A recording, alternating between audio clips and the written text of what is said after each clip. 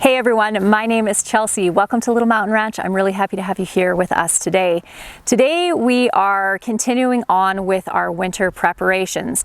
I checked the weather forecast this morning and we do have some frost in probably the next week. So we're kind of just pushing to get everything in from the garden that would be impacted by frost. So that includes the squash, all of the beans, and we are also going to be picking the potato patch, which you can see behind me here, although it's a little bit washed out in that sunlight. That's a little bit better.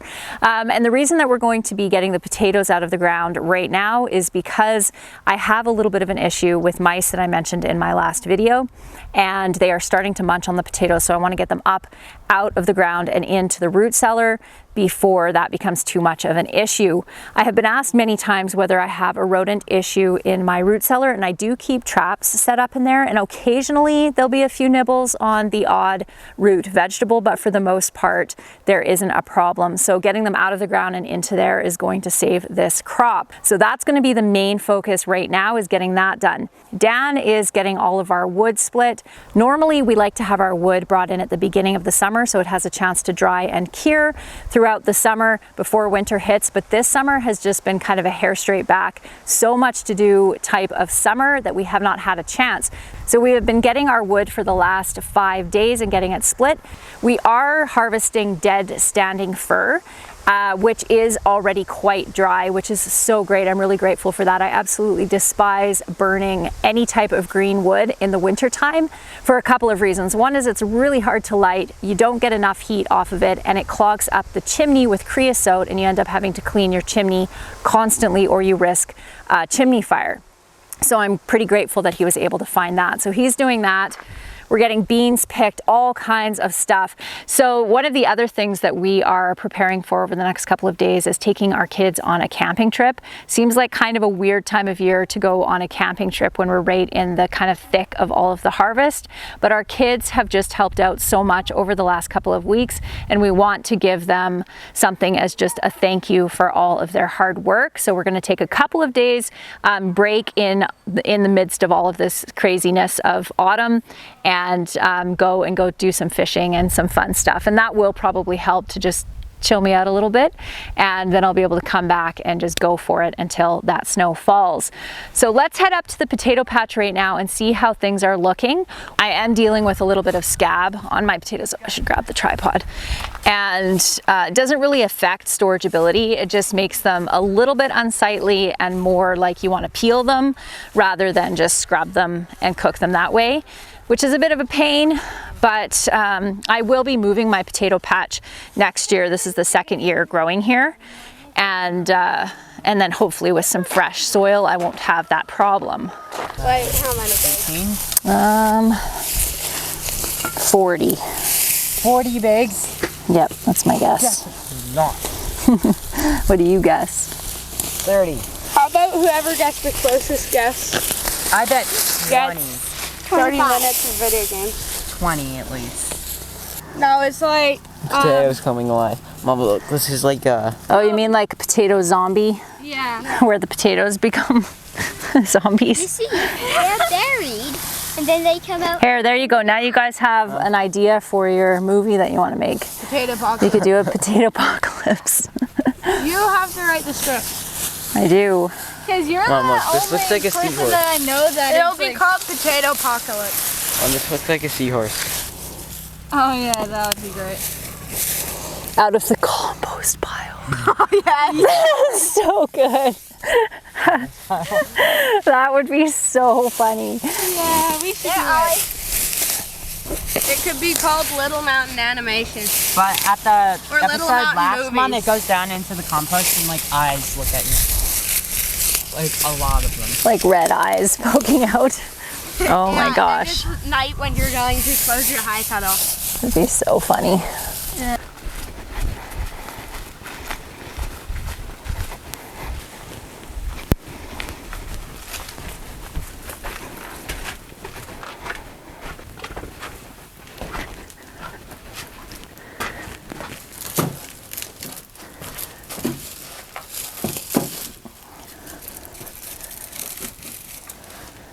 I have somewhere in the neighborhood of, I think it's 42 bags of potatoes, and I'm gonna run up to the house and weigh one just to see how many pounds of potatoes that we ended up with.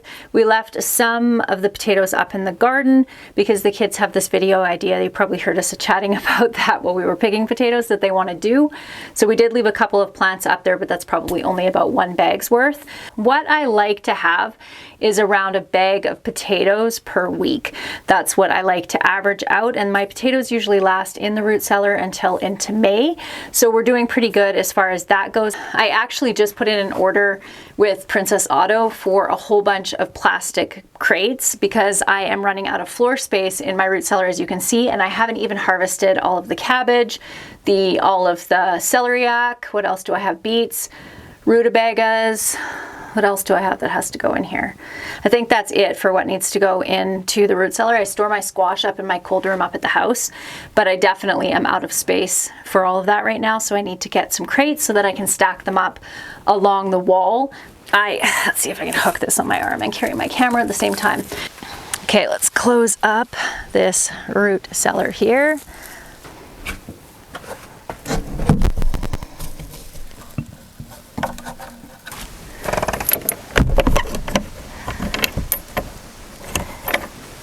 I love ordering from Princess Auto because their shipping is extremely fast. I put in a big order last week and I had it within 3 days. I think for our area, they actually ship up from Kamloops, which is great because that's just about local to us.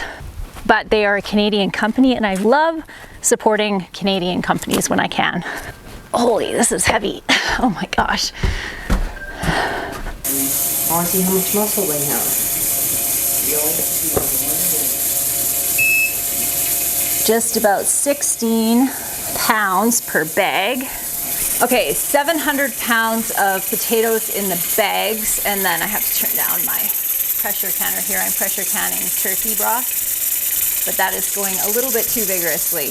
And then I have a couple of boxes, and then a couple of the bags are really big. So I think altogether we'll end up with somewhere around 1,000 pounds of potatoes or so. And that's actually pretty good. That's decent enough. That will last us the year. So now let's head down to the high tunnel to see what we have to harvest down there. Harvesting from the high tunnel is a daily thing this time of year because the tomatoes are really starting to ripen in earnest. So many elderberries, and I even have some that are ripe. So I'm gonna have to start harvesting these every day too before the birds get them, because if we go over here to the corn patch, I have blackbirds that have found my corn. Oh, that's so frustrating. Look, they've peeled back several of them. So I am going to have to come and harvest these early, sadly, because they could use another probably week, but I'm gonna lose them all to the birds if I don't get them harvested. I will be excited to get any corn at all, just because it was so cold this spring, I didn't think we even had a chance. Look at these elderberry blossoms, aren't they beautiful? I did try my hand at making elderberry cordial, which is basically making a thick syrup with using the elderberries, and I used elderberries and lemons. And the one thing that I would say about doing that is if you are gonna try it, make sure that you only use the blossoms. Don't use any of the stalk at all, because I did, and it tastes very, like I would say, vegetative. Like it has a very green kind of flavor to it that is not very good. So I will try again, because I do have quite a few blossoms left on there that I will try with just using the blossoms, and I think it would be really delicious then. When we come back from our camping trip, I'm going to do a massive greens harvest. So all of the collard greens, a lot of the kale will all get harvested and blanched and frozen. I have all of these beautiful cabbages that I really need to harvest. They're actually still looking pretty tight, but if we get a dump of rain, these are going to split.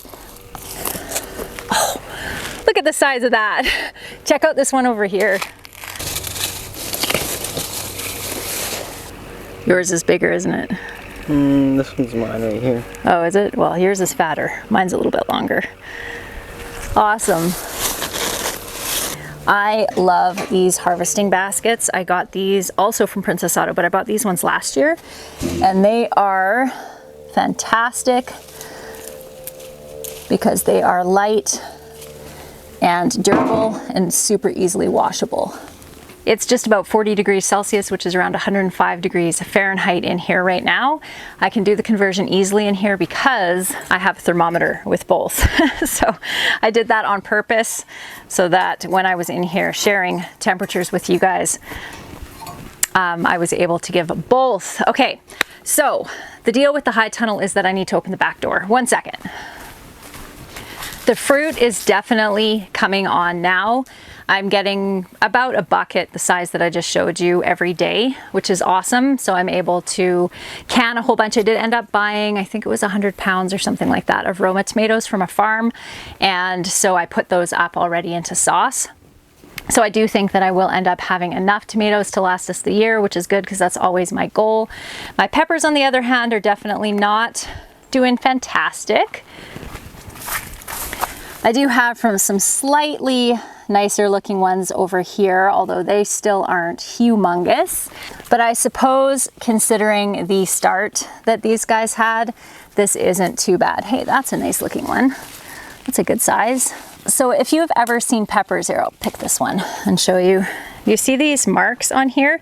These are actually like stretch marks similar to what a woman would get when she's pregnant, although this is not caused by that. This is caused from watering. So if there's been a bit of a drought and then they get a big deluge, similar to the way that tomatoes will crack, these will stretch like that. Still totally edible, just not maybe as pretty. I am super happy with the Amish paste tomatoes. I will be growing these many of these next year, and although a couple of them did get some blossom end rot, for the most part they didn't have any issues with that. As you can see here, looking awesome with no blossom end rot in sight. Blossom end rot is a calcium uptake issue, so it can have to do with calcium in your soil. I've done a lot of research into this because I have had issues with it over the last couple of years. It can be a calcium issue in your soil, but it's more about an uptake issue. And if your plants dry out too much in between waterings or infrequent waterings, it can cause an issue with your plants being able to uptake the calcium from the soil. So it's really important with tomatoes to make sure that they're getting watered deeply and frequently enough that they don't dry out. Oh, here's another one. This is such a bummer. Darn, this is definitely my fault. I know exactly what week that I had issues with watering with, and so I kind of figured this was going to happen, but fortunately it is not plaguing too many of the tomatoes. Okay, I am going to get these tomatoes picked, and then we'll head up to the house and I'll show you what I'm going to do with them. What I'm going to do with all of these gorgeous tomatoes, aren't they beautiful? Is I'm going to wash them and I am going to put them into the freezer. And when I get back from camping, I'll run them under hot water and the skins will peel right off, which is really handy. And then I'll throw them in my roaster oven and I'll cook them down and make some sauce or something with them. This is a really handy method when you don't have time to preserve what you have coming out of the garden right away. The only thing I will caution you is that the likelihood that you will forget bags of tomatoes in the bottom of your freezer is pretty high. When I opened up my freezer this spring to just kind of go through it and clean everything out, I think I found 4 bags of tomatoes, which I did use. I did cook those down. They definitely weren't as good as they would have been if I had processed them right away, but they were still edible. We're having Mexican rice tonight, so I'm going to use these peppers, and actually I'll use a couple tomatoes too to top the Mexican rice with. I think I might have a video on our Mexican rice. It's just a Mexican inspired rice, so I just make rice. I cook up kidney beans. Sometimes I'll throw some ground beef in, peppers, and then like taco seasoning. Then I'll put rice on the plate. I'll surround that with some type of green, usually a lettuce or spinach, and then I will top that with the bean and meat and pepper mixture, and then salsa and sour cream on top of that, or chopped tomatoes, which is what we'll do today since we have all these fresh chopped tomatoes. It's really, really good and super easy to make. Okay guys, that is it for me today. I'm going to get the rest of this canning done, that one more batch on, and then get supper made, and then I'm going to put my feet up and probably watch a movie or something tonight. I hope that you all have a fantastic day, and I'll see you again in the next video.